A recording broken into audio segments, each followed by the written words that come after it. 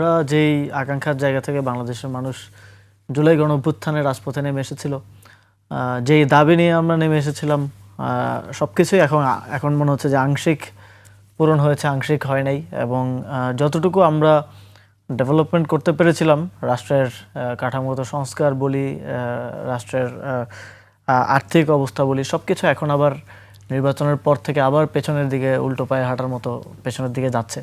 তো সেই জায়গা থেকে এক কথা যদি বলি তাহলে ভালো নেই, এটাই বলা যায়। উল্টো পথে কখন হাঁটে?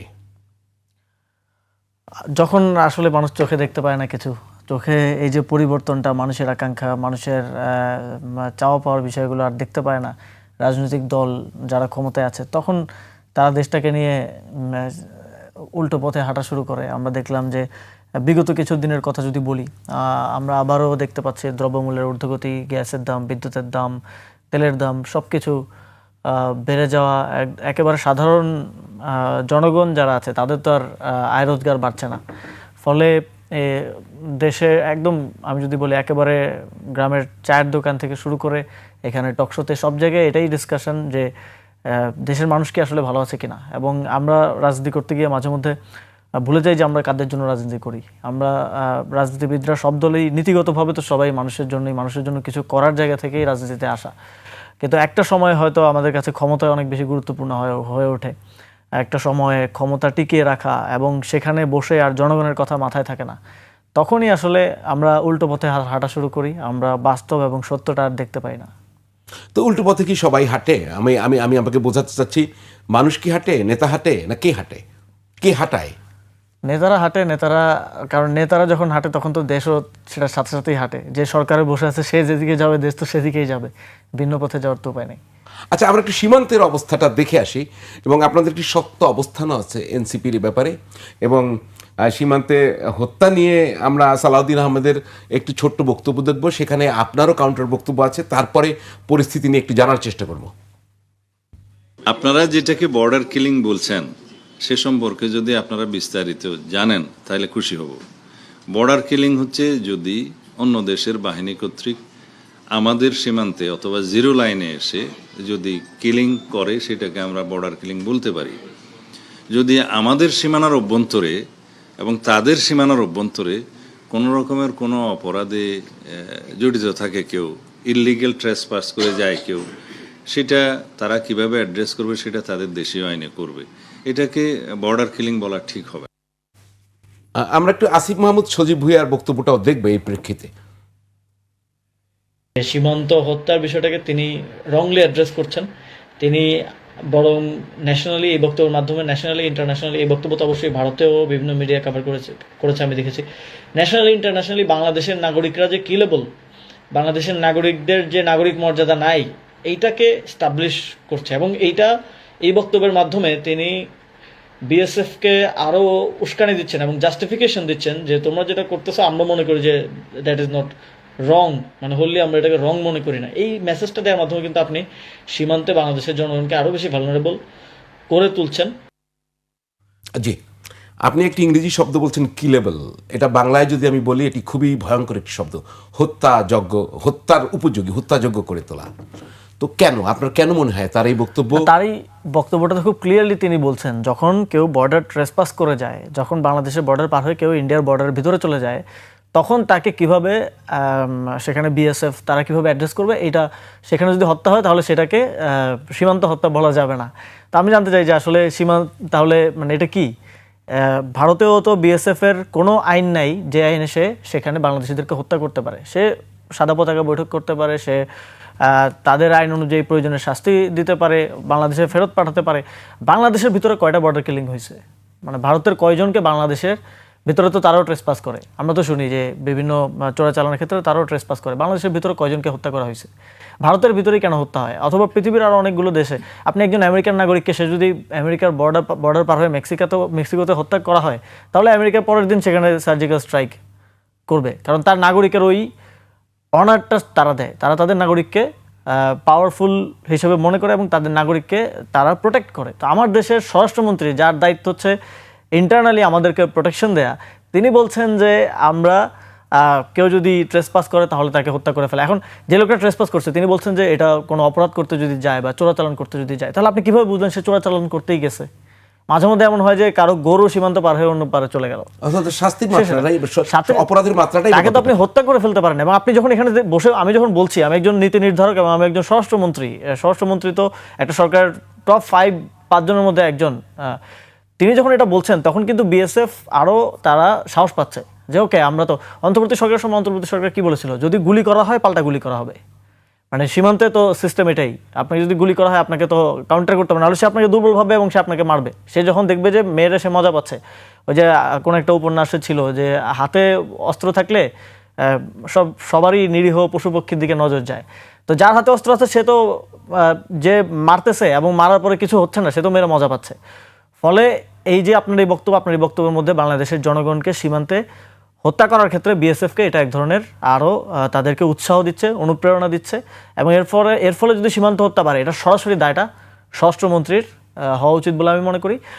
এবং তিনি বাংলাদেশের জনগণকে যারা সীমান্তে বসবাস করেন তাদেরকে আরও বেশি ভালনারেবল করলেন। সীমান্তের ওই পারেই যে হত্যা হয় এরকম তো না, সীমান্তের এই পারে হত্যা হয়। এবং নোম্যান্স ল্যান্ড যেটা আছে দুই দেশের সীমান্তের মাঝে, সেখানেও কিন্তু হত্যা হয়। সেগুলোকেও কিন্তু তিনি একভাবে এই বক্তব্যের মাধ্যমে জাস্টিফাই করছেন। তারপরে আমরা এখন পুশিন দেখছি, পুশিন নিয়ে কিন্তু ওনাদের কোনো বক্তব্য নাই। এত বড় একটা পলিটিক্যাল ইস্যু। আপনাকে পুশিনের প্রসঙ্গে আসবো, আরেকটু আপনাকে আমি একটু চেক করতে চাই, সেটি হচ্ছে কি মনে হয় এটি কি সরকারের বক্তব্য না ওনার ব্যক্তিগত বক্তব্য? আপনারা তার বক্তব্য প্রত্যাহারের জন্য দাবি জানিয়েছেন এবং ভারতের ব্যাপারে বাংলাদেশের যে গত 17 মাস অন্তর্বর্তী সরকারের অবস্থান, সেখান থেকে কি বিএনপি সরকার তাহলে সরে এলো? মানে এর ভিতরে কোনো রসায়ন আপনি দেখতে পান না? যখন স্বরাষ্ট্রমন্ত্রী বলবে তখন তার আমরা ব্যক্তিগত বক্তব্য মনে করবো না, আমরা মনে করবো এটা তারেক রহমানেরই অবস্থান। তারেক রহমানের বা প্রধানমন্ত্রীর রাজনৈতিক অবস্থানটাই তো তার মন্ত্রিপরিষদ। যদি সেটা না হয় তাহলে তো এতক্ষণে প্রাইম মিনিস্টার অফিস থেকে এই বক্তব্যের একটা প্রতিবাদ বা এই বক্তব্যটাকে ডিনাই করা যে এটা সরকারের বক্তব্য না, সেখানে প্রেস উইং আছে, তারা কিন্তু এটা বলতে পারে। যেমন অন্তর্বর্তী সরকারের সময় প্রেস উইং আমার ধারণা মতে অনেক উপদেষ্টা অনেক বক্তব্যকে বলেছেন এটা তার ব্যক্তিগত বক্তব্য। তো এটা কিন্তু বলতে পারতো সরকার যখন এটা নিয়ে তারা নিশ্চুপ থাকে তখন কিন্তু বোঝা যায় এটা সরকারেরই পজিশন। এবং সরকার রীতিমতোই ভারতের সাথে একেবারে নিজের অধিকার নিয়ে, নিজের যেই সার্বভৌমত্ব নিয়ে একটা প্রপার ডিলিং করার মতো জায়গায় এখন আর আছে বলে আমাদের মনে হচ্ছে না, বা সেই চ্যালেঞ্জটা করার মতো সাহসটা তাদের আর আছে বলে আমাদের মনে হচ্ছে না। যদি সেটা হতো তাহলে এই ধরনের বক্তব্য, এই ধরনের মাথা নিচু করে কথা বলা, মেরুদণ্ডহীন বক্তব্য দেয়া, এটা আমরা এই সরকার থেকে পেতাম না। কেন নাই? এটা তো জুলাই পরবর্তী সরকার। আমরা আশা করেছিলাম যে জুলাই পরবর্তী প্রত্যেকটা সরকারই এখানে যারা ফ্যাসিস্ট অ্যানাবলার, যারা শেখ হাসিনাকে ফ্যাসিবাদী করে তোলার সাহসটা দিয়েছে, এটা তো ভারতের বর্তমান যে সরকার তারাই দিয়েছে, তাদের সাথে অ্যাটলিস্ট মাথা উঁচু করে কথা বলার জায়গাটা সরকারের থাকবে। কিন্তু এবং অন্তর্বর্তী সরকারের সময় সেটা ছিল, সেই জন্য অন্তর্বর্তী সরকারকে অনেক ধরনের চ্যালেঞ্জ, পুরো বাংলাদেশকে চ্যালেঞ্জ ফেস করতে হয়েছে। ভারতের দিক থেকে অনেক থ্রেট বা অনেক ধরনের একটা থাকে না, একটা স্নায়ুযুদ্ধের মতো পরিস্থিতি ছিল।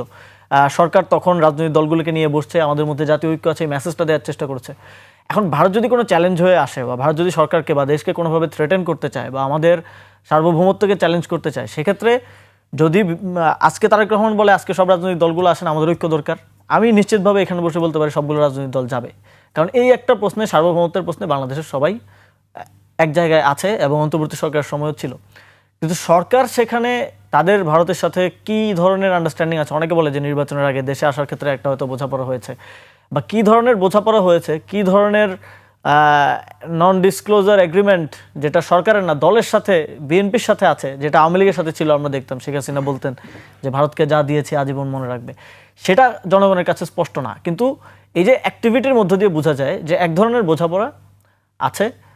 এবং এই সরকার নির্বাচিত হওয়ার পর থেকে ভারতের এই সরকারের প্রতি অ্যাপ্রোচ থেকেও এটা বোঝা যায়। এবং তাদের বিভিন্ন রাজনীতি নেতাদের বক্তব্য আমরা শুনি, বক্তব্য আমরা দেখি যে তারা মোর হ্যাপি এই সরকারকে নিয়ে। এখন হ্যাপিটা কী কারণে? নিশ্চয়ই ইন্টারনালি আপনার সাথে আমার বোঝাপড়া না থাকলে তো আপনার হ্যাপি হওয়ার কথা না।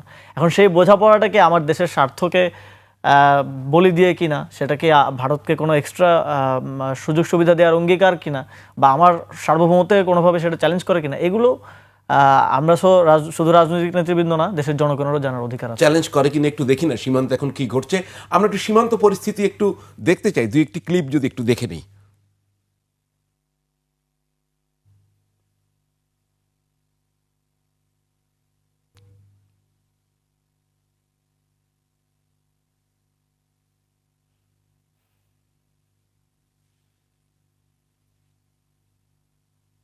কথাও ছিল অনেকের।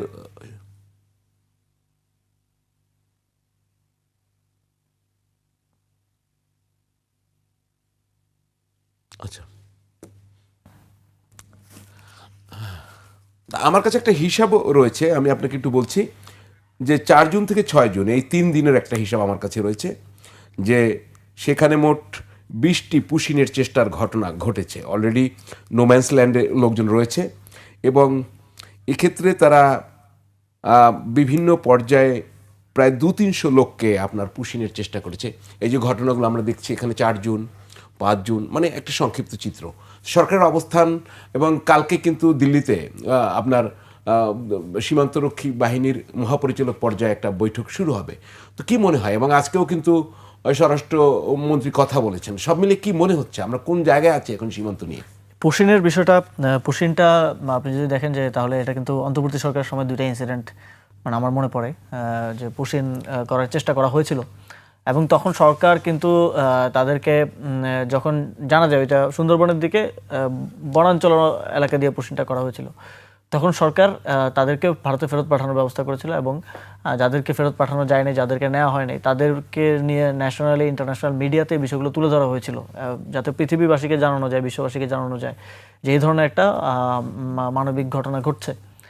তো এবার সরকার, এবার 2টা প্রেক্ষাপট, এক হচ্ছে বিএনপি সরকার ক্ষমতায় আসলো নির্বাচনের পরে, আরেকটা হচ্ছে পশ্চিমবঙ্গে বিজেপির সরকার নির্বাচিত হলো, শুভেন্দু নির্বাচিত হলেন এবং তাদের ইশতেহারের একটা অংশ ছিল যে তারা এখানে অবৈধ বাংলাদেশি, তারা যাদের মনে করেন তাদের ভাষায়, তাদেরকে তারা পুশব্যাক করবেন, তাদেরকে তারা দেশে রাখবেন এবং ইয়াতে পশ্চিমবঙ্গে কিছু ডিটেনশন সেলও তৈরি করা হয়েছে, সেখানে যাদেরকে সন্দেহ হচ্ছে ধরে ধরে নিয়ে যাওয়া হচ্ছে। আপনারা জানেন যে পশ্চিমবঙ্গের নির্বাচনের আগে প্রায় 90 লাখ ভোটারকে ভোটার তালিকা থেকে তাদের নাম বাদ দেওয়া হয়েছে এবং তারা মনে করছেন এই 90 লাখ জনই কিন্তু অবৈধ মনে করছেন। আসামেও এই সংখ্যাটা অনেক বেশি, 20 লাখের 25 লাখের মতো। তো প্রায় 1 কোটি মানুষ আমাদের পার্শ্ববর্তী নেইবারিং যেই ভারতের রাজ্যগুলো আছে সেখানে তারা মনে করছেন যে তারা অবৈধ ভোটার। এখন 1 কোটি মানুষ, 1 কোটি জন কিন্তু ভোটার, এর বাইরে তাদের পরিবারের সদস্যরা আছেন। আমি যদি এটাকে বলি যে 50-50 ধরি, তাহলে অলমোস্ট আরও 2 কোটি মানুষকে তারা মনে করছেন অবৈধ। এবং এই যে পুশিনটা, এটা এই অবৈধ মানুষগুলোকে, যাদেরকে তারা অবৈধ মনে করছেন, তাদেরকে বাংলাদেশে পাঠানোর একটা প্রক্রিয়া হিসেবে তারা দেখছেন। তাহলে এই চ্যালেঞ্জটা কিন্তু এই যে 10টা-20টা ঘটনা এই পর্যন্ত সীমাবদ্ধ থাকবে না, এই চ্যালেঞ্জটা আসবে বাংলাদেশের রোহিঙ্গা সংকটের থেকেও অনেক বড় একটা সংকট আসার সম্ভাবনা তৈরি হচ্ছে। এবং এই প্রায় 2 কোটি মানুষকে যদি ভারত সরকার নীতিগতভাবে তারা বাংলাদেশে ফেরত পাঠাতে চায়, এটা বাংলাদেশের জন্য ভয়ানক একটা, এক হচ্ছে সভরেন্টির জন্য হুমকি, বাংলাদেশের সার্বভৌমত্বের জন্য, একই সাথে এইটা একটা অত্যন্ত মানবিক একটা বিষয় হয়ে উঠবে পৃথিবীতে গ্লোবালি। যেমন রোহিঙ্গা সংকটের সময় যেটা হয়েছিল, আমরা সবাই দেখেছি যে পৃথিবীর সবাই এসে তখন বলতেছে, ইউএন থেকে শুরু করে বিভিন্ন বড় বড় রাষ্ট্র, যে সব দায়িত্ব তারা নেবে, সব কিছু তারা দেখবে, কিন্তু দিন শেষে কিন্তু এটা আমাদেরই বাংলাদেশের হেডেক হয়ে রয়ে গেছে। এখন রোহিঙ্গা সংকট নিয়ে কিন্তু পৃথিবীতে গ্লোবালি এত কথা হয় না। যখন প্রথম বাংলাদেশের দিকে দেওয়ার কথা ছিল তখন অনেকে কথা বলেছে, অনেকে বলেছে যে তারাই, এখন ইন্টারন্যাশনাল দাতা সংস্থাগুলোর ডোনেশনও কমে আসছে। তো এটা বাংলাদেশেরই একটা মাথা ব্যথা হয়ে কিন্তু রয়ে গেছে এবং এটা সমাধানের জন্য এখন ইন্টারন্যাশনাল কমিউনিটি ইন্টারেস্টেড না। তো এটাও এই ধরনের একটা সংকট আমাদের জন্য তৈরি হতে পারে।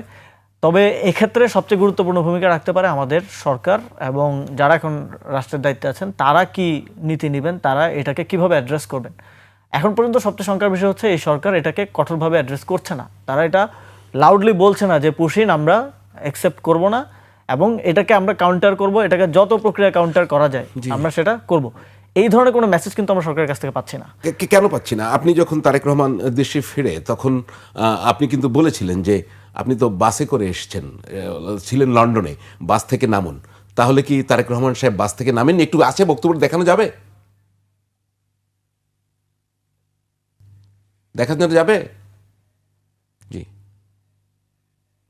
আপনারা 17 বছর লন্ডনে ছিলেন, আগে বাসের ভিতর থেকে নামুন এবং বাংলাদেশের অলিগলি রাস্তাঘাটে একটু হেঁটে দেখেন, বাংলাদেশকে আগে ছিলেন, তারপরে আমরা ভরসা করতে পারবো যে আপনারা বাংলাদেশের জন্য কিছু করতে পারবেন কি পারবেন না। জি, ভরসা করতে পারছেন না কেন? না, উনি মানে তো- এটা ইমপ্লিকেশনটা কি? বাস থেকে নামুন, উনি তো আমরা ফিজিক্যালি দেখছি নামছেন, ইলেকশন হলো, উনি তো প্রধানমন্ত্রী হলেন, তাহলে কি বাস থেকে উনি নামেননি মানে কি? না, উনি তো বাস থেকে প্রাইম মিনিস্টার অফিসে চলে গেছেন এবং সেখানেই তিনি গোকার্ট চালাচ্ছেন, ট্রাক চালাচ্ছেন, এটা করছেন। এবং আমরা অনেকগুলো পিআর অ্যাক্টিভিশন হয়তো দেখতে পাচ্ছি, কিন্তু নীতিগত জায়গায় আমি প্রথম থেকে একটা কথা বলছি যে বাংলাদেশের প্রধানমন্ত্রী এটা কোনো এক্সিকিউটিভ পোস্ট না। আপনি একটা পত্রিকা অফিসের সিইও হওয়া বা একটা কর্পোরেট অফিসের সিইও হওয়া আর বাংলাদেশের প্রধানমন্ত্রী হওয়া এটা এক্সিকিউটিভ কোনো পোস্ট না যে আপনি ওইখানে বসে একজন এক্সিকিউটিভের মতো কাজ করে যাবেন। ওটা একটা পলিটিক্যাল পোস্ট। এটা এবং আমাদের অন্তর্বর্তী সরকারের একটা বড় সমালোচনা ছিল, আমিও এই সমালোচনা করি, যে অন্তর্বর্তী সরকারের বেশিরভাগ উপদেষ্টা পলিটিক্যাল ব্যক্তিত্ব ছিলেন না। তারা মোস্টলি অন্যান্য বিভিন্ন ব্যাকগ্রাউন্ড থেকে এসেছেন, সিভিল সোসাইটি থেকে এসেছেন, অন্যান্য ব্যাকগ্রাউন্ড থেকে এসেছেন। তো ফলে অন্তর্বর্তী সরকার অনেক ক্ষেত্রে কঠোর সিদ্ধান্ত যেখানে নেওয়া প্রয়োজন সেখানে কিন্তু একটু তারা দুর্বল ছিল এবং কঠোর সিদ্ধান্ত নিতে পারতো না। এবং অন্তর্বর্তী সরকারের প্রধান উপদেষ্টার ক্ষেত্রে আমি একই কথা বলবো। তো এটা তো একটা পলিটিক্যাল গভর্নমেন্ট। বারবার এটা কেন বলা হচ্ছিল যে নির্বাচিত সরকার আসলে সমস্যার সমাধান হয়ে যাবে? কারণ পলিটিক্যাল গভর্নমেন্ট আমরা জানি যে একটু তারা স্ট্রংলি ডিসিশন নিবে, তারা স্ট্রংলি চ্যালেঞ্জগুলোকে অ্যাড্রেস করবে। কিন্তু পলিটিক্যাল গভর্নমেন্টের প্রধানমন্ত্রী আমরা দেখলাম যে তিনি ডক্টর মোহাম্মদ ইউনূসের থেকেও বেশি নন পলিটিক্যাল হওয়ার চেষ্টা করছেন। পলিটিক্যাল একটা বিষয়ে তারেক রহমানের আজ পর্যন্ত উনি প্রধানমন্ত্রী হওয়ার পরে বক্তব্য মানে পলিটিক্যালি উনি দেশকে কোথায় নিয়ে যেতে চান, উনি কেমন সংবিধান চান, উনি এই কোন দেশের আমাদের সার্বভৌমত্বের প্রশ্নটা কিভাবে ডিল করবেন, এই বিষয়ে কিন্তু ওনার কোনো বক্তব্য নাই। হয়তো ওনাকে ওনার দল থেকে বা অন্য কোনো জায়গা থেকে বলা হয়েছে আপনি এগুলো নিয়ে চুপ থাকবেন। উনি যখন বক্তব্য দেন কিছু না কিছু নিয়ে বলতে চান তখন তিনি ভুল বলেন। তো প্রথমত আমরা তো কি দেখি, তিনি আমাদের রাষ্ট্রের নির্বাচিত প্রধানমন্ত্রী। আমরা প্রধানমন্ত্রীর কাছ থেকে শুনতে চাই যে জুলাই সনদ গণভোটের রায় নিয়ে আপনারা কি করবেন, তার কাছ থেকে শুনতে চাই, তার কাছ থেকে দেশের জনগণ শুনতে চায়। আমরা এই যে বাংলাদেশে এখন বিদ্যুতের দাম বাড়ানো হলো, তেলের দাম, গ্যাসের দাম বাড়লো, আমরা প্রধানমন্ত্রী থেকে শুনতে চাই যে কেন বাড়লো, একটা এক্সপ্লেনেশন তার থেকে শুনতে চাই। বাড়াটা তো আগেও অনেক সময় বেড়েছে, এখন এটা তো এক্সপ্লেনেশনটা তার থেকে আমরা শুনতে চাই। পলিটিক্যালি তিনি বাংলাদেশকে কোথায় নিতে চান, এই যে পুশিনের চ্যালেঞ্জ যেগুলো তিনি কিভাবে মোকাবেলা করতে চান, এটা আমরা তার থেকে শুনতে চাই। যখন তিনি কথা বলা বন্ধ করে দেন তখন কিন্তু একটা জাতি পুরোপুরি ভিশনলেস হয়ে যায়, তার কোনো ভিশন থাকে না, তার কোনো পলিটিক্যাল তার লক্ষ্য এবং সে কোথায় গিয়ে পৌঁছাবে এটা কিন্তু খুব আর দেখা যায় না বা থাকে না। ফলে একটা আনসার্টেনিটি তৈরি হয় এবং বাকিরা যারা কথা বলছেন তাদেরকে তো আমরা ভরসা করতে পারি না, কারণ তারা ওই জায়গাটাতে নাই। প্রধানমন্ত্রী যে জায়গাটাতে আছেন, বাকি মন্ত্রীরা এক একজন এক এক ধরনের কথা বলছেন। রাইট, আপনি তাহলে বলছেন যে প্রধানমন্ত্রী যে পলিটিক্যাল প্রধানমন্ত্রী চাচ্ছিলেন, যিনি বলবে, যিনি একটা মিশন দেখাবে, ভিশন দেখাবে, সেটি অনুপস্থিত। হ্যাঁ, it could be right or wrong, এটা ভুলও হইতে পারে, ঠিক হইতে পারে, বাট বলবেন তো অ্যাটলিস্ট বলবেন জি। কিন্তু একই সমস্যা, একই টাইপের সমস্যা নন পলিটিক্যাল গভর্নমেন্ট, যে কিচেন ক্যাবিনেট ছিল সেখানে আপনি জানতেন না সেখানে কি হয়। আমরা সেই বিষয়টা শুনবো, মানে সে